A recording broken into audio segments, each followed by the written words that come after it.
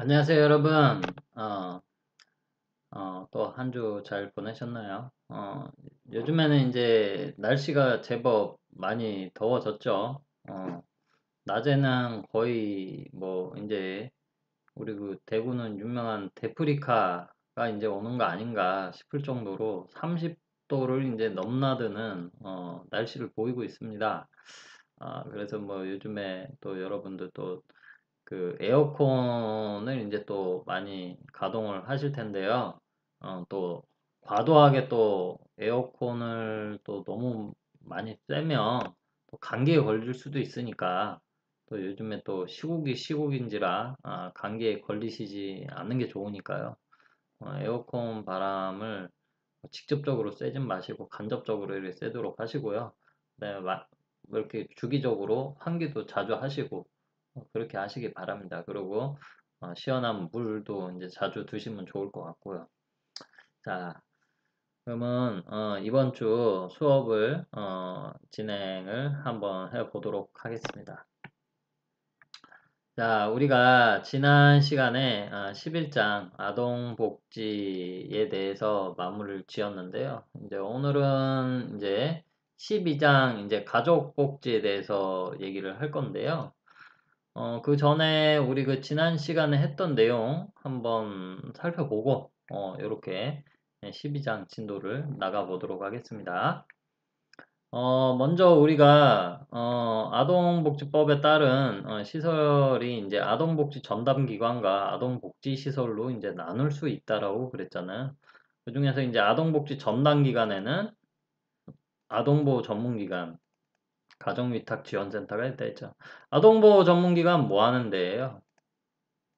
뭐 아동학대 신고 접수 받아가지고 출동하고 조사하고 하는 곳이다. 그리고 이러한 상담 교육, 뭐 가해자도 이제 교육을 치료도 해준다. 그리고 학대 예방 교육 뭐 이런 것들을 한대라고 그랬었죠.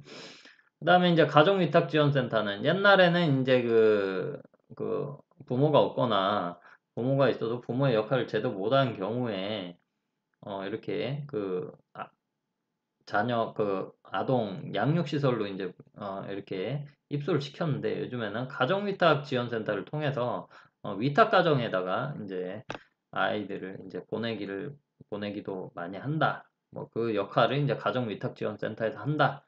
뭐 그런 얘기를 했습니다.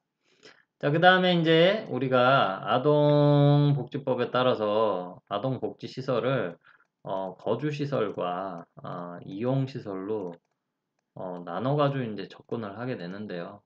거주시설은 이렇게 4개 있다 했었죠. 아동양육시설 뭐예요? 옛날에 이제 이거를 이제 그 고아원이라고 이제 불렀었었죠. 근데 이제 그 명칭은 이제 안 쓴다 그랬죠. 그 아동양육시설, 무슨 원, 뭐, 무슨 집, 뭐 이런 식으로 많이 쓰고 있어요. 자, 그래서 이제, 여기 아예 그냥 입소해가지고, 그냥 1년 365일 24시간 여기서 뭐, 먹고 자고 다 하는 거죠. 학교도 다니고. 그 집에서 하는 역할을 여기서 다 해주는 거.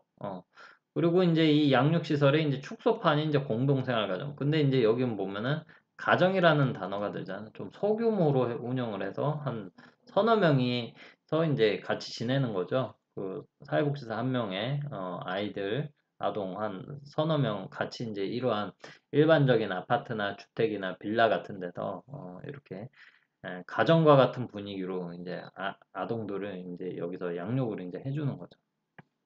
그 다음에 아동 일시보호 시설은 앞에서 얘기했던 그 학대 신고 받으면은 아동보호 전문기관에서 출동해가지고 조사하고 한다 했잖아요. 그러면은 그 학대 받고 이제 피해받은 아동을 그 가해자로부터 분리를 해야 되잖아요. 근데 그 가해자가 대부분 부모라 그랬잖아요. 그래서 아동 일시보호 시설에 이제 보내가지고 거기서 일시적으로 이제 케어 서비스 이제 받고 이제 추후에 뭐 양육시설로 갈지 공동생활 가정 갈지 다른 친척이나 가족으로 갈지 뭐 정한다 뭐 이런 걸 얘기를 하고 있습니다. 그다음 아동 보호 치료 시설은 뭐예요? 이 치료가 들어간다 해서 무슨 의료적인 처치를 얘기하는 게 아니고 좀 불량 행위를 하거나 불량 행위를 해서 법적으로 이제 문제가 이제 있는 그러한 행위를 한 이제 아동들이 이제 그 법원의 명령이나 이런 것들을 받아가지고 여기 이제 들어가게 되는 거죠. 그래서 조금 갱생, 옛날엔 갱생이라는 단어 썼는데 요즘에 선도라는 단어로 써서 이제 조금 교육을 많이 시키죠. 정신교육 비슷한 거. 그래서 이러한 불량 행위를 한 아동들이 나중에 성인이 되면 더 큰 그때 되면 이제 범죄 행위가 되겠죠. 그 이제 범법자가 될 우려가 있으니까 그거를 사전에 차단하기 위해서 여기서 일종의 교화, 교육 같은 것들을 이제 하게 되는 곳이다. 대구에도 하나 있어요. 예. 자, 그 다음에 이제 아동 이용시설로 넘어오겠습니다. 이용시설에는 자립지원시설 있죠. 자립지원시설은 뭐예요? 앞에서 봤었던 거주시설. 이 거주시설은, 만 18세가 넘어가게 되면 퇴소를 해야 돼요. 퇴소를 하게 되는데, 당장에 막연하잖아요. 아동 같은 경우 취업을 해야 되는데 취업이 바로 안 될 수도 있고, 그 다음에 대학을 갈 수도 있고, 군대를 갈 수도 있고, 그래서, 자립을 하기까지 이제, 일시적으로 잠깐 지낼 수 있는 거예요. 음, 계속 지낼 수 있는 게 아니고, 1년 단위로 연장을 할 수 있다 하더라고. 그래서 최대 몇 년이라고 하던데, 아무튼 간에 여기에서 지내면서 그러니까 아동 양육시설에서 이제 퇴소를 하고 나서 여기서 있으면서 자립 준비를 하는 거죠. 자립 준비를 하고 취업을 하고 나면 이제 나중에 이제 독립을 해서 이제 나가게 되겠죠. 그 다음에 이제 아동 상담소 같은 경우는 아동을 키우는 일반 가정들이죠.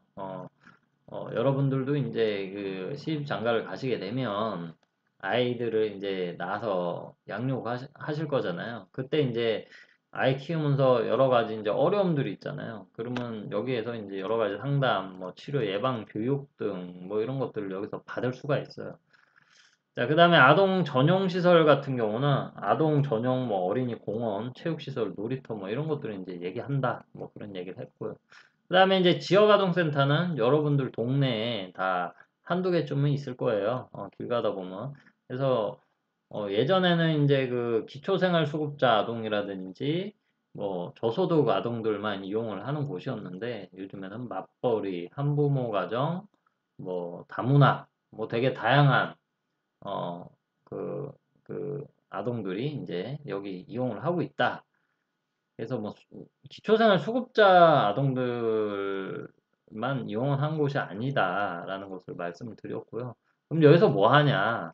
여기서 학교 끝나고, 낮에는 학교 가죠. 낮에는 학교 가죠. 그러면 학교 끝나고 이제 여기 와가지고 이제 숙제도 하고, 공부도 하고, 프로그램도 하고, 집단 프로그램, 그런 것들을 많이 하죠. 그리고 여기서 저녁 식사도 하고 간식도 먹고 이제 집에 가는 거죠. 그래서 교육과 이제 돌봄을 이제 같이 해주는 시설이다. 이렇게 보시면 될 것 같아요. 근데 이용 시설이기 때문에 보통 이제 주간 그리고 그러니까 주중에 요즘엔 야간에도 운영을 하는 데도 있는데 야간은 운영 안 하고 주중 그 6시까지만 운영하는 데도 있고 다양한 형태로 운영을 하고 있어요. 자, 이 정도로 보시면 될 것 같고. 그 다음에 우리가 영유아보육법에 의한 어린이집도 이제 사회복지시설이다 그랬죠. 그래서 다양한 형태의 어린이집도 있다라고 그랬어요. 국공립 같은 경우는 국가나 지방자치단체, 그러니까 대구시나 구청에서 운영하면 국공립이다. 이렇게 보시면 돼요. 법인 어린이집은 사회복지법인에서 이제 설치 운영하는 경우. 직장 어린이집은 우리 학교에도 이제 설치돼 있다 했잖아요. 여러분들 우리 그 학과 건물 1층에 직장 어린이집이 있습니다. 그래서 일정 규모 이상이 되는 사업장에는 직장 어린이집을 설치해서 운영을 하게 돼 있어요. 그래서 거기 직장 다니는 직원들이 이제 아이를 거기다가 보내고 바로 출근을 하는 거죠. 그리고 퇴근할 때 데리고 퇴근을 하고요. 그다음에 이제 가정 어린이집은 이제 소규모 어린이집이다. 그 가정과 같은 일반 아파트나 주택 이런 데 만들어서 하는 거예요. 협동 어린이집은 보호자들이 이제 협동조합 만들어 가지고 이제 본인들 보호자들이 이제 운영하는 어린이집을 이제 협동 어린이집을 합니다. 그다음에 이제 민간 어린이집은 그 외에 이것이 아닌 나머지를 이제 민간 어린이집, 일반 개인들이 이제 개인이나 이제 비영리 법인 비영리 법인이 아닌 뭐 주식회사 뭐 여러 단체 개인 주로 개인이 많아요. 개인들이 이제 운영을 하는 민간 어린이집. 이게 우리나라의 민간 어린이집 가장 많습니다. 그래서 뭐 청우는 일로 갈수록 더 좋다. 그래서 이 국공립 어린이집이 가장 좋다라고 지난 시간에 얘기를 했습니다. 자, 그 다음에 우리가 또 볼 게 마지막으로 한부모 가족지원법이라는 것이 있었었죠. 한부모 가족지원법이 뭐예요? 한부모, 그러니까 뭐 여러 가지 이유가 있겠죠. 뭐 이혼을 해서 부모님이 이혼을 해서 그럴 수도 있고 아니면은 뭐 결혼을 안 했는데 아이 혼자 키우는 결혼을 안 했는데 아이가 있어가지고 키우는 경우도 있고 뭐 부모가 양부모가 있었는데 한 명이 이제 사망을 해서 이제 예, 한부모가 될 수도 있고 뭐 다양한 사연이 있겠죠. 어쨌든 간에 혼자서 아이를 키우는 부모들이 많아졌기 때문에 이 법을 만들었겠죠. 그래서 이러한 모자 가족 시설, 뭐 부자 가족 시설, 그래서 여기서 먹고 자고 하면서 아이 혼자 키울 수 있는 곳인데 조금 생활이 어려운 사람들이 이제 여기서 이제 아이 데리고 있는 거죠. 그냥 좀 주거 공간을 조금 제공을 해주는 성격이 크다. 뭐 이렇게 보시면 되고 계속 지낼 수는 없고 뭐 취업을 할 때까지 뭐 자리 기반 마련할 때까지만 여기 지낼 수 있다. 이렇게 보시면 돼요. 그다음에 미혼모는 이제 결혼을 하지 않았는데 아이가 있는 경우 출산 예정이거나 임신을 해서 또는 출산을 한 지 얼마 안 됐을 때 그때 이제 여기 있습니다. 우리나라 같은 경우는 미성년자 여성들 아, 여러분들보다 나이가 어리거나 여러분들 또래 되는 여성들이 이제 여기서 이제 아이를 출산을 하고 여기서 좀 보호받고 이제 자립을 준비하는 그런 시설이다. 이렇게 보시면 될 것 같고. 그다음에 일시지원 복지시설 같은 경우는 이제 좀 학대, 아동과 이제 그 배우자가 이제 여성 또는 남성이 되겠죠. 학대를 받거나 이러면 이제 여기서 일종의 쉼터 같은 개념이다. 이렇게 보시면 되고. 그다음에 한부모 가족복지 상담소. 혼자서 아이 키우는데 굉장히 많이 어렵거든요. 그래서 거기에 이제 여러 가지 어려움이 있는데 그때 이제 여러 가지 상담 뭐 이런 서비스들을 이제 제공을 하는 곳이 한부모 가족복지 상담소다. 뭐 이렇게 보시면 될 것 같아요. 자, 이렇게 해서 우리 그 지난 시간에 했던 거 아동복지에 대해서 이렇게 한번 복습을 잠깐 해보았습니다. 자, 그러면 이제 바로 12장 가족복지로 들어갈 건데요. 우리 그 교재에는 있는 그 가족복지는 좀 내용이 조금 너무 조금 그 간소하게 나와 있고 좀 더 이제 제가 생각하고자 하는 취지의 내용이 조금 담겨 있지 않다 보니까 그 책에 있는 내용과는 이제 조금 요 PPT 자료는 약간 좀 차이가 납니다. 좀 많이 차이가 납니다. 그래서 그거 참고를 하세요. 왜냐면 우리가 그 가족복지를 얘기하는데 하기 전에 우리가 이 가족복지가 왜 필요한가를 알아야 될 거고요. 그 다음에 그러면 그 가족이란 무엇인가를 우리가 조금 생각을 해 봐야 되겠죠. 그래서 가족의 개념도 우리가 한번 살펴볼 거고, 그리고 옛날이랑 틀리게 예전에는 그냥 가족하면 엄마, 아빠나 뭐 할머니 이렇게 생각을 많이 했는데 뭐 할머니, 할아버지 뭐 근데 요즘에 생각하는 가족은 되게 다양한 가족들이 많이 생겨났어요. 그런 것들에 대해서도 우리 그거 조금 생각을 해봐야 될 것 같아요. 그리고 왜 가족 복지가 왜 필요할까? 이런 것을 우리가 알아야 되겠죠. 그리고 그런 가족 복지를 그러면은 지금 현재 어디서 전문적으로 이제 제공을 하는지 뭐 이런 것까지 한번 알아보는 시간을 가져보도록 하겠습니다. 자, 가족의 개념. 가족의 개념부터 우리가 한번 보도록 할게요. 우리가 가족하면 전통적으로 뭐예요?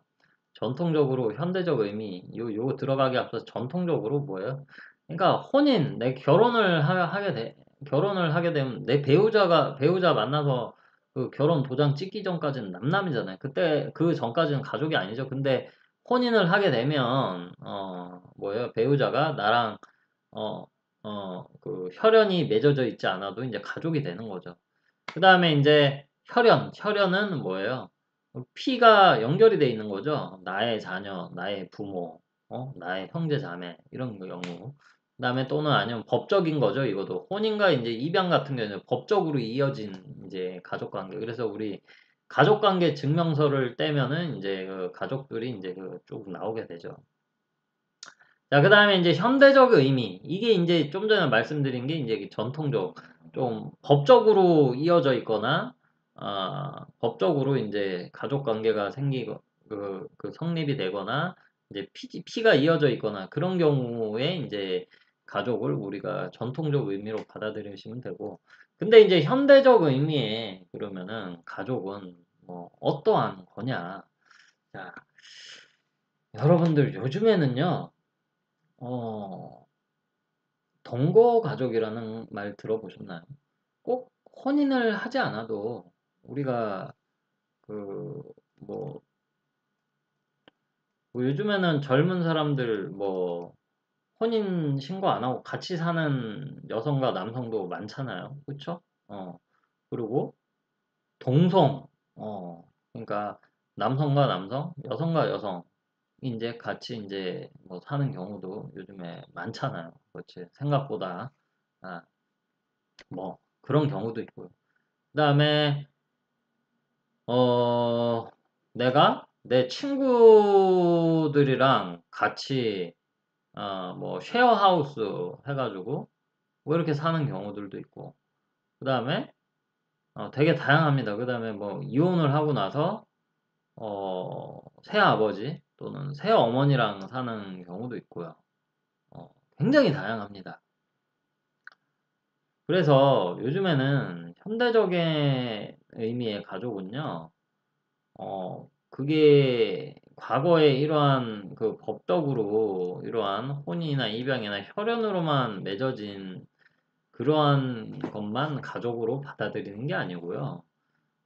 본인들이 이제 이렇게 같이 이제 삶을 이제 같이 지내거나 한 공간에서 아니면 운명 공동체라든지 그러한 사람들이 이제 느끼기에 이 사람은 내 가족이다라고 생각을 하게 되면 이제 그게 가족이 되는 거예요. 그래서 요즘에는 어, 가족의 형태가 굉장히 다양하다. 뒤에서 이제 배울 거예요. 그렇기 때문에 현대적인 가족은 굉장히 폭이 넓어졌다. 예전에 가족의 의미는 한 이 정도였으면 지금의 가족의 의미는 이렇게 가족의 범위는 굉장히 넓어졌다. 과거보다 훨씬 넓다. 이렇게 이해를 해주시면 좋을 것 같아요. 자, 그리고 이제 몇 가지 용어를 우리가 한번 정의를 한번 내려볼 건데요. 가정, 가구, 세대, 친족, 집 이렇게 보죠. 가정은 뭐예요? 가정. 가족이 뭐 간단하죠. 가족이 그냥 함께 생활을 하는 가장 작은 단위의 이제 집단을 이제 의미를 해요. 그래서 우리 그 가정 생활 뭐 여러분들은 가정 뭐 그 고등학교 때, 중고등학교 때 저 때는 이제 가정, 여자는 가정 배우고 남자는 기술 이렇게 배웠었거든요. 근데 지금은 어떻게 배우는지 모르겠는데 기술 가정으로 배우시나요? 어쨌든 그런 거기에 내용을 보시면 가정에 대한 내용을 보면 이제 가정 안에서 우리가 뭐 학교 끝나고 집에 와서 또는 뭐 직장 생활 이제 퇴근을 해서 뭐 긴장 완화와 이제 휴식 재충전을 하는 어째 보면은 심신의 이제 안식처의 이제 의미를 좀 가지는 어, 것이다 이렇게 보시면 되고 그다음에 가구 세대 이건 좀 법적인 의미인데요. 우리가 뭐 세대주, 세대주, 뭐 세대원 뭐 이렇게 얘기하잖아요. 보통 이제 세대주가 이제 여러분들 이제 부모님 중에 이제 한 분이 되시겠죠. 어, 자, 그래서 이제 요즘에 여기서 얘기하는 가구는요, 같이 이제 우리 어, 등본, 등본 떼잖아요. 등본. 등본을 떼면 지금 여러분들 살고 있는 주소지에 같이 살고 있는 사람들이 이제 나오게 됩니다. 그 사람이 이제 뭐 여러분들 같은 경우는 이제 부모님 또는 이제 형제 자매인 경우가 많고 뭐 때에 따라서는 이제 뭐 할머니 할아버지 또는 뭐 그 외에 이제 뭐 여러 가지 뭐 사촌이 들어가 있을 수도 있는데요. 어쨌든 그래서 동일한 주소지에 가구와 이제 세대는 이제 똑같은 말인데요. 혈연 관계랑 상관없이요. 이렇게 특정 주소지에 이제 같이 이제 생계를 같이 하면 어 그거를 이제 그 한 가구, 한 세대라고 이제 얘기를 하게 됩니다. 그래서 거기에 만약에 내가 그 혈연 관계가 없는 사람이 그 등본에 이제 같은 주소지에 이렇게 등록이 돼 있잖아요. 그럼 거기에 뭐라고 써져 있냐면 동거인이라고 써져 있습니다. 동거인. 어, 내가 부모님이랑 같이 살고 있으면 그 부모 뭐 모 또는 뭐 형제 자매 이런 게 다 뜨거든요. 근데 이제 혈연 관계가 아니면 다 동거인으로 이제 나오게 됩니다. 자, 그 다음에 이제 친족. 친족은 무슨 의미일까요? 우리가 생각하는 친족의 범위는 어디일까요? 여러분들 부모님 있잖아요. 여러분들 엄마나 아버지 구분 없이 8촌 이내의 혈족을 이제 얘기합니다. 8촌 이내. 여러분들 사촌이 어디까지예요? 사촌. 여러분들이 사촌이라고 하면 여러분들 부모님의 이제 형제 자매의 이제 자녀, 어? 자녀가 이제 여러분들이랑 이제 뭐 사촌 관계 이렇게 얘기를 하잖아요. 그래서 우리가 여러분들 부모님의 형제 자매, 그러니까 여러분들한테 그 삼촌 또는 외삼촌이 되겠죠. 그래서 삼촌 관계잖아요. 삼촌의 이제 밑으로 내려오게 되면, 삼촌의 밑으로 내려오게 되면 그게 한 세대 밑으로 되니까 그게 사촌 관계가 되는 거죠. 그렇죠? 그리고 이제 거기서 더 내려가고 하게 되면 5촌, 6촌, 7촌, 8촌까지 이제 내려가게 되죠. 그래서 우리는 이제 8촌 이내의 혈족까지를 이제 친족이라고 부릅니다. 솔직히 8촌이면 거의 제가 생각했을 땐 거의 남이거든요. 저는 제 8촌 누군지도 모릅니다. 예. 자, 그리고 이제 또는 이제 뭐 4촌 이내의 배우자. 어찌 보면 배우자는 그 혈연 관계는 아니고요. 혈연 관계는 아니고 인척 관계를 이제 얘기를 합니다. 인척 관계, 배우자. 이건 법적인 의미의 이제 친족 관계가 이제 성립이 된다. 라고 이제 부르시면 될 것 같아요. 근데 이제 우리가 통상 이거를 다 묶어가지고 그냥 친척이라고 부르죠. 그래서 요즘에는 내 사촌 동생, 뭐 육촌 동생, 뭐 오촌 동생, 뭐 이래 얘기를 안 하잖아요. 그냥 친척이라고 얘기를 하죠. 친척 또는 그냥 사촌이다. 이렇게 얘기를 많이 하죠. 자, 그 다음에 집은 뭐예요? 집. 집은 이제 조금 뭐라 해야 되지? 내가 지금 이제 살고 있는 이 거주지, 이러한 그 어떠한 플레이스, 그러니까 건물이나 뭐 주택, 이러한 어떠한 공간, 이러한 것의 이제 개념이다라고 보시면 될 것 같아요. 자, 이 정도로 이제 의미를 아시면 될 것 같고요. 자, 그러면 이제 여기서부터 이제 우리가 한번 보는 게 이제 가족의 형태가 나옵니다. 가족의 형태. 가족의 형태가 나오게 되는데, 우리가 가족 구성원이 얼마가 되냐에 따라서, 또 나누기도 하고요. 그 다음에 부부의 결합 형태가 어떠냐에 따라서 이제 또 나누기도 하고, 그 다음에 세대수에 따라서, 그 다음에 최근에는 다양한 새로운 가족 형태에 대해서 쭉 나오게 되는데요. 한번 보도록 하겠습니다. 자, 소가족과 대가족, 뭐 핵가족과 확대가족 이렇게 나와 있는데요. 뭐 말 그대로 뭐 소가족은 뭐 옛날에는 뭐 할아버지 뭐 우리가 가계도를 이렇게 한번 그려볼게요. 이게 이제 여러분들 아직 가계도는 안 배우셨을 건데 나중에 배우시게 될 거예요. 이게 네모가 이제 남성이고 동그라미가 이제 여성입니다. 그래서 할아버지 할머니가 만나셔가지고 이제 자녀를 낳으시잖아요. 그죠? 그래서 뭐 아들, 뭐 딸, 뭐 아들, 또 딸, 뭐 이렇게 낳으셨어요. 그러면은 이제 여기에 이제 어 또 이 남성이 이게 여러분들 아버지라고 칠게요. 아버지가 여러분들 어머니 만나가지고 또 결혼을 하셔가지고 어 자녀를 뭐 딸, 아들, 뭐 딸, 뭐 이런 식으로 낳았어요. 자, 그래서 옛날에는 이거 복구가 안 되네. 다시 좀 그릴게요. 자, 그래서 이렇게 해서 자, 요렇게 뭐 했어요. 여러분들 아버지가 있고, 여러분들 어머니가 동그라미예요. 또 해가지고, 여러분들, 여러분들, 남자면 여기, 여자면 여기가 되겠죠. 자, 그래서, 이렇게, 예전에는 이렇게, 뭐, 한 세대, 두 세대, 세 세대가 같이 모여 살면 보통 대가족이라고 얘기했습니다. 대가족. 대가족이라고 얘기를 했는데 요즘에는 이제 이래 사는 경우 잘 없죠. 그리고 뭐 여러분들 삼촌이나 뭐 고모까지 같이 사는 경우는 더더욱 더 드물고요. 그리고 이렇게 사는 이제 대가족 같은 경우 굉장히 많이 줄어들었고요. 반면에 요즘에는 어떻게 돼요?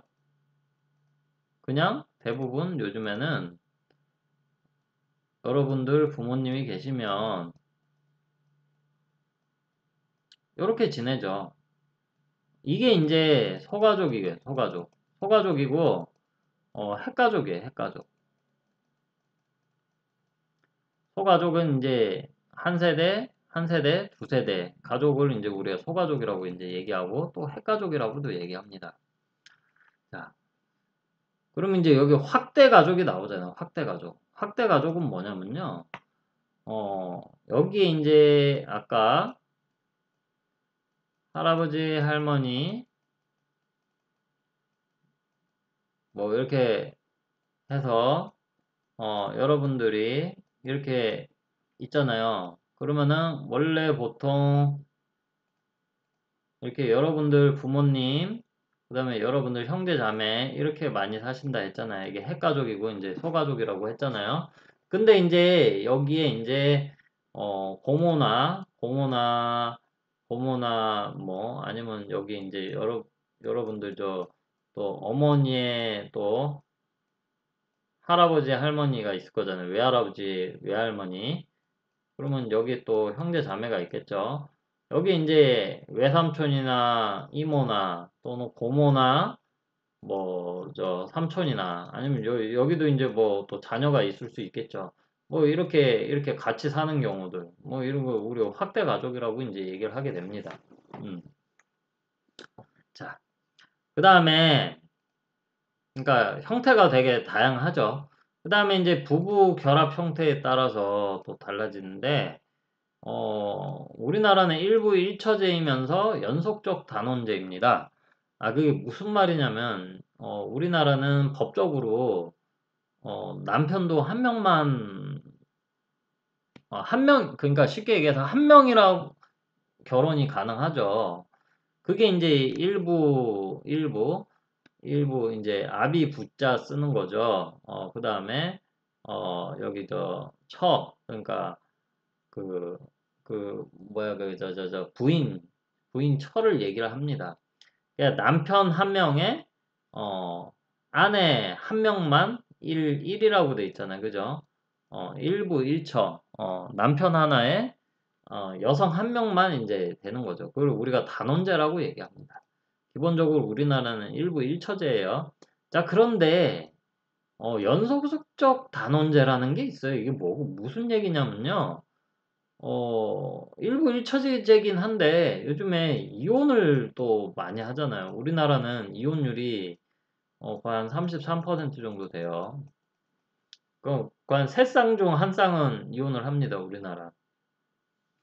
그래서 이혼을 하게 되면 뭐 혼자 사는 경우도 있지만 이혼을 했다가 우리가 다시 결혼을 하게 되면 이제 재혼이라고 다시 제자 써서 다시 혼인을 한다 해서 재혼이라고 얘기를 하잖아요.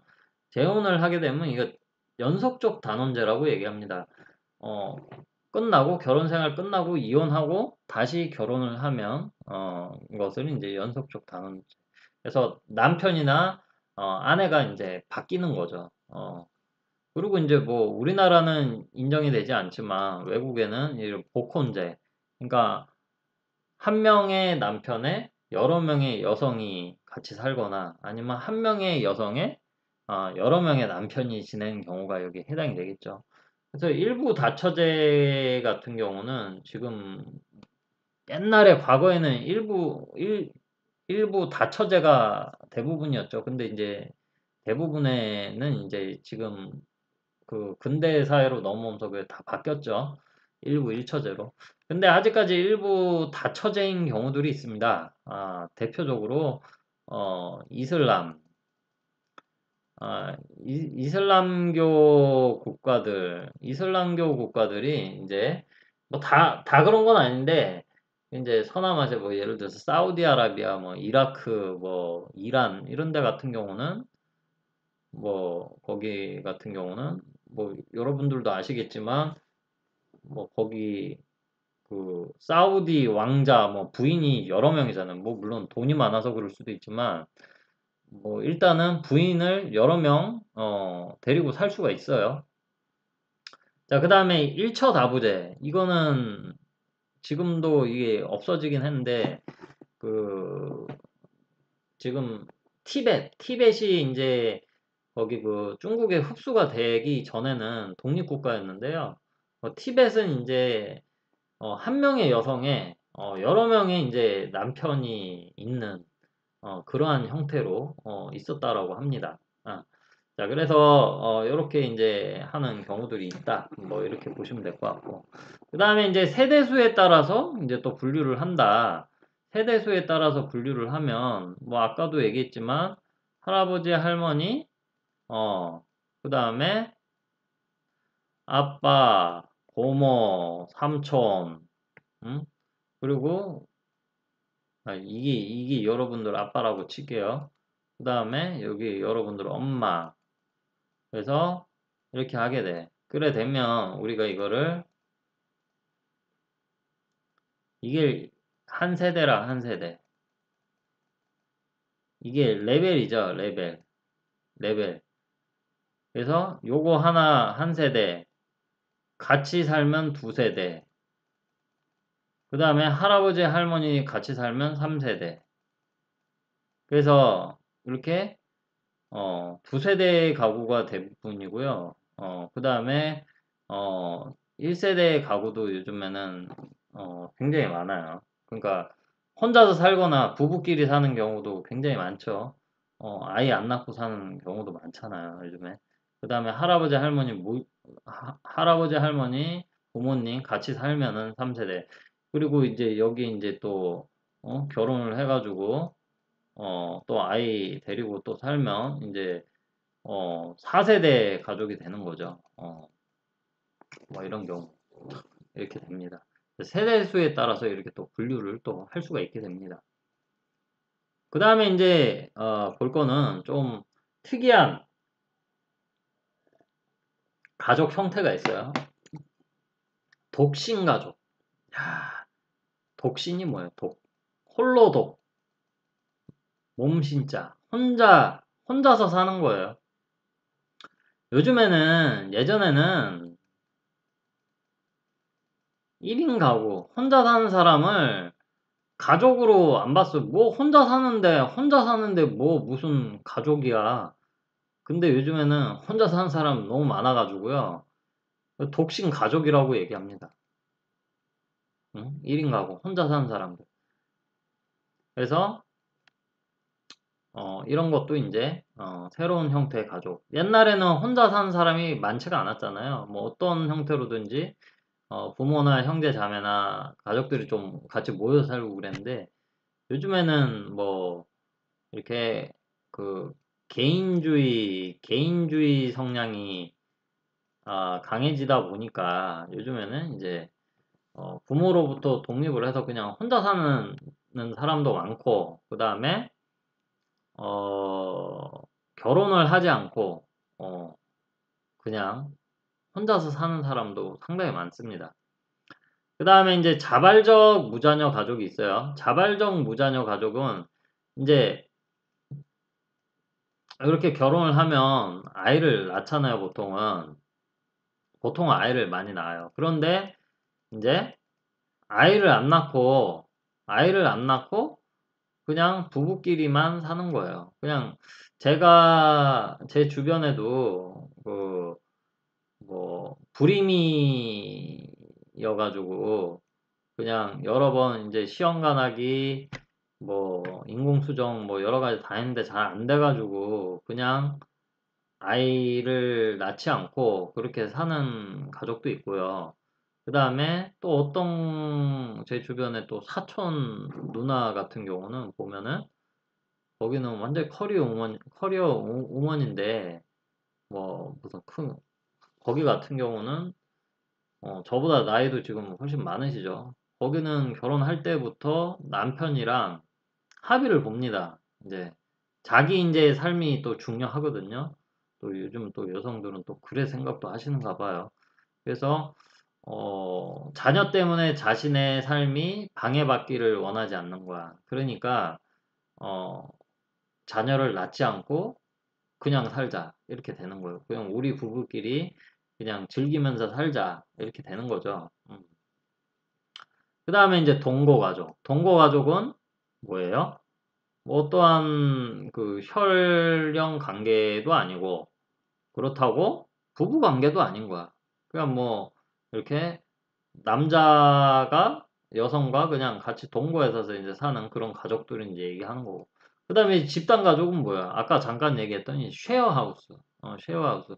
요즘에는 이제 집값이 너무 비싸니까 뭐 이렇게 뭐 아파트 한 채 빌려가지고 뭐 방일에 있으면 이렇게 집주인이 방 하나 쓰고 방 하나씩을 이제 쉐어를 하는 거죠. 그래서 일종의 방 월세 같은 개념이에요. 그래서 각각의 개인 공간 방을 쓰고 거실하고 뭐 화장실이나 뭐 이런 부엌은 이제 같이 공유를 한다라는 거죠.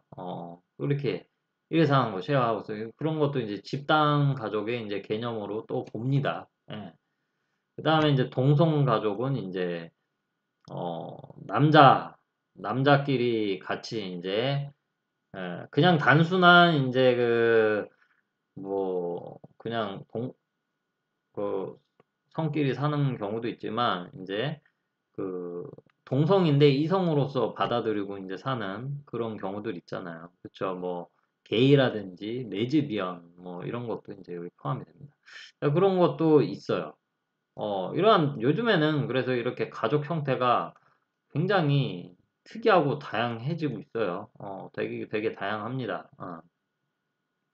자, 그래서 여러분들이 이러한 가족 형태를 보면 되게 여러분들이 생각하시는 것보다 여러분들 다 주변에 다 있을 거예요. 그런데 없는 이런 케이스가 없는 경우도 있겠지만 주변에 보면 다 있는 건데 이렇게 정리를 해보면 참 다양하구나 이런 것을 여러분들이 알 수 있을 거예요. 자, 이 가족의 형태는 이렇게 한번 보고요. 그 다음에 이제 볼 거는 우리가 인구 구성의 변화를 한번 보도록 할게요. 자, 일단은 초혼 연령의 증가. 이 초혼이라는 게 처음 결혼하는 이제 연령을 얘기를 하는 거예요. 한번 보도록 할게요. 1980년을 한번 보도록 할게요. 1980년에는 요런 것도 중요하지만 연령이 어떻게 되는지 볼게요. 남성 같은 경우는 27세에 그냥 소수점 빼고 27세에 결혼을 하고 여성은 24세에 결혼을 했습니다. 자, 그런데 이제 작년 통계 보면요. 야, 남자 같은 경우는 처음 결혼하는 연령이 33세래요. 여성도 엄청나게 올라갔죠. 평균 3살 정도 계속 차이가 나는 것 같아요. 30세. 예. 남자, 여자 둘 다 30이 넘어서 결혼을 합니다, 요즘에는. 어, 그리고 이 당시만 해도, 그냥 대학을 졸업을 하고, 또는 대학을 안 가는 사람도 많았고, 그리고, 바로 취업을 하면 바로 결혼을 했어요. 근데 요즘에는, 이렇게 결혼을 하고, 아니, 대학을 졸업을 하고 나서, 남자 같은 경우는 4년제든 뭐 2년제든 대학을 졸업을 하고 또 군대를 갔다 와야 되잖아요. 그렇죠? 그리고 요즘에는 또 대학을 바로 졸업을 안 하잖아요. 뭐 또 취업 준비한다면서 뭐 또 휴학을 내기도 하고 그다음에 뭐 대학원 가기도 하고 뭐 그러면 남자는 30세 훌쩍 넘어갑니다. 그리고 여성 같은 경우는 이제 군대를 가지는 않지만 뭐 좀 그러니까 사회 진출을 남자보다는 훨씬 빨리 하죠. 똑같이 대학을 졸업해도 남자는 군대에서 2년을 보내야 되니까. 어쨌든 간에 그래서, 일찍 취업을 해서 이제 사회생활을 하는데 바로 결혼을 하지 않아요. 바로 결혼을 하지 않고 이제 본인의 라이프를 좀 더 즐기는 거죠. 그리고, 뭐 일 욕심 있는 사람들 같은 경우는 자기 개발해서 이제 또 직장 더 좋은 데 가려고 하고, 그리고, 자기만의 이제 뭐 취미생활 즐기고 뭐 이렇게 하는 여성들도 요즘에 많거든요. 그러다 보니까 이제, 어, 그, 처음 결혼한 연령이 이렇게 30이 이제 넘어가게 돼요. 자, 그런 거 보면 이제 여러분들이 20살, 20살 정도라고 가정을 해도 남성 같은 경우는 앞으로도 13년, 여성 같은 경우는 뭐 앞으로 뭐 10년은 더 있어야지 평균적으로 따졌을 때 결혼을 할 것이다. 평균적으로. 이렇게 보시면 될 것 같아요. 혼인 건수도 계속 줄어들고 있고요. 혼인율도 계속 줄어들고 있다. 실제 요즘에는 결혼을 평균 초혼 연령이 이렇지 실제 결혼 안 하는 사람도 많아졌어요, 요즘에는. 옛날에는 결혼이 필수였는데 결혼 안 하는 사람도 많아졌고 그다음에 결혼을 하고 나서 아이도 반드시 낳았는데 요즘에는 뭐, 뭐 불임이 돼서 그럴 수도 있겠지만 아이가 없는 경우도 상당히 많다. 이렇게 보시면 될 것 같아요. 자, 그다음에 이제 출산율을 보도록 할게요. 출산율. 요즘에는 저출산이에요. 굉장히 출산율이. 옛날에 1960년대를 보면 6명 나왔어요. 6명, 6명. 굉장히 많이 나왔죠. 그쵸? 여러분들 부모님 세대가 이제 60년대, 70년대지 싶은데요.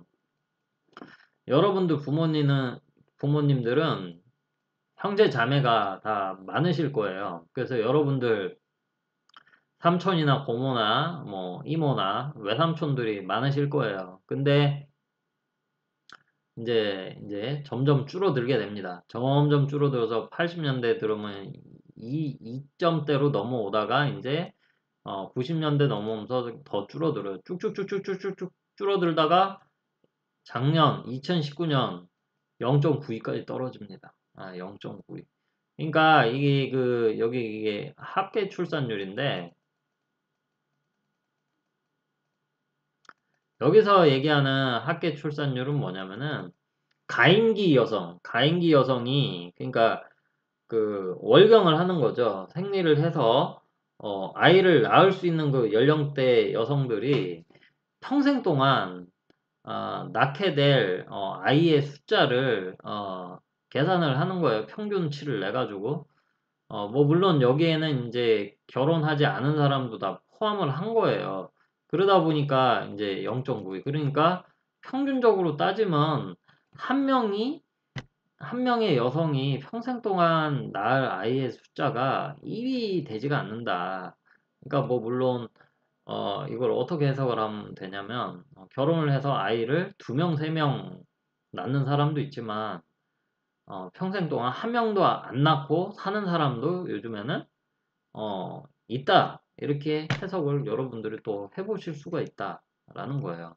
그리고 여기 보면은 2019년에 보면은 30만 명. 여러분들이 2000년대생이 2000년, 2000 뭐 2001년, 2000년, 2001년생이실 것 같은데 이때만 해도 1.47. 그래서 여러분들 같은 경우 형제 자매가 그래도 있는 분들도 계시잖아요. 근데 요즘에 아이들은 그 형제 자매가 없는 경우가 상당히 많다. 그리고 여러분들 때만 해도 신생아 수가 63만 정도가 됐습니다. 63만. 근데 요즘에 2019년 이때는 30만. 여러분들 때에 비해서 2분의 1밖에 안 돼요. 2분의 1. 자, 그렇기 때문에 지금 여러분들이 그 학교 다니실 때 한 반에 몇 명이셨는지 모르겠는데요. 어, 뭐 30명 정도 됐을 거라고 생각을 해요. 근데 이제 2019년 이 기준으로 따지게 되면 이제 얘네들이 이제 2019년대생 애들이 학교 입학해서 초등학교 입학해서 하면 아마 한 반에 뭐 12명, 15명 뭐 이렇게 되리라고 우리가 예상을 할 수가 있습니다. 예. 그만큼 아이 숫자가 굉장히 줄어들고 있다는 소리죠. 아이가 없어요, 요즘에. 예. 자, 그 다음에 고령화 인구 증가. 자, 우리가 노인 인구에 대한 노인 인구 비율을 얘기를 하는 거예요. 노인 인구 비율을 얘기를 하는 건데요. 뭐 이런 뭐 이런 복잡한 수치는 아실 필요 없어요. 그냥 우리나라는 2000년에 넘어와가지고 2000년에 넘어와가지고 노인 인구 비율이 전체 인구 대비 노인 인구 비율이 7%가 넘어갔어요. 7%가 넘어가는 걸 보고 우리가 고령화 사회라고 합니다. 레벨 1단계예요. 그러다가 2017년에 14%가 넘어갔어요. 14%. 7% 넘어갔어요. 14%가 넘어가면서 고령, 고령화에서 화자가 빠집니다. 그러면서 고령 사회로 넘어가게 됩니다. 그래서 우리나라는 불과 17년 사이에 레벨 2에서 레벨 2로 이제 넘어가게 되는 거예요. 그러다가 이제 지금 이제 예측으로는 2025년이나 2026년쯤에 되면 노인 인구 비율이 20%가 넘어간다고 합니다. 그러면 이제 레벨 3로 넘어가는 거예요. 레벨 3는 초고령 사회라고 얘기해요. 레벨 3. 20%라고 하면 10명 중에 2명은 노인이 되는 거죠. 지금 올해 비공식 통계로는 노인 인구가 지금 15%가 넘어갔습니다. 15% 넘어갔고, 여러분들이 노인이 되는 65년, 2065년 되면 노인 인구 비율이 약 48%, 49% 정도가 된다고 해요. 그럼 50% 정도죠. 여러분들이 노인이 되는 시점에는 2명 중에 1명이 노인이에요. 지금 상황으로 보면 왜 이럴까요? 왜 이럴까요? 출산율이 줄어들어서 그래요. 아이들을 많이 낳아야지, 아이 숫자가 많아져야지, 노인 인구 비율이 줄어들잖아요. 근데 노인은 지금 이제 뭐예요? 옛날에는 뭐 70, 80까지 사셨는데 요즘에는 100세 시대라서 100세, 지금 100세 뭐 호모 헌드레드 뭐 이런 말도 나오잖아요. 100세 넘어서까지도 사세요. 지금 의학적으로도 우리 인간이 135세까지 살 수 있다 하더라고요. 그 여러분들 치면 여러분들 아직 20살 막 이렇게 남짓 이제 됐잖아요. 여러분들 앞으로 100년 더 살 수 있어요. 굉장히 뭐 어째 보면은 축복일 수도 있는데 어째 보면은 그때까지 뭐 하고 살지 이런 생각도 하실 수 있을 것 같은데 어쨌든 간에 그만큼 노인 인구 비율 숫자가 엄청나게 증가를 하고 있다. 이렇게 이 정도 알고 계시면 될 것 같아요. 자, 그 다음에 이제 우리가 현대 가족의 변화로 이제 넘어오게 되는데요. 이제 여기서부터는 가족의 이제 구조에 대해서 얘기를 할 거예요. 가족 구조가 어떤 식으로 이제 변화가 됐는지에 대해서 얘기를 좀 더 자세하게 해볼 건데요. 여기서부터는 다음 시간에 이어서 해보도록 하겠습니다. 그래서 오늘은 가족에 대한 이 여러 가지 용어라든지 형태, 그 다음에 요즘에 우리나라의 인구 구성이 어떤 식으로 되고 있는지, 혼인율이 계속 떨어지고 있고, 그 다음에 결혼도 되게 늦게 하고 있고, 그 다음에 결혼을 하더라도 아이를 적게 낳고 있고, 반면에 노인 숫자는 계속 꾸준히 증가하고 있더라. 이 정도로 이제 좀 백그라운드를 여러분들이 조금 한번 알아보는 시간을 가져봤습니다. 자, 그러면은, 오늘은 여기까지 하고요. 다음 시간에 이제, 우리 그 현대 가족의 이제 구조의 이제 변화부터 한번 살펴보는 시간을 가져보도록 하겠습니다. 자, 그러면, 이번 주 수업은 여기까지 하도록 하겠습니다. 수고 많으셨습니다.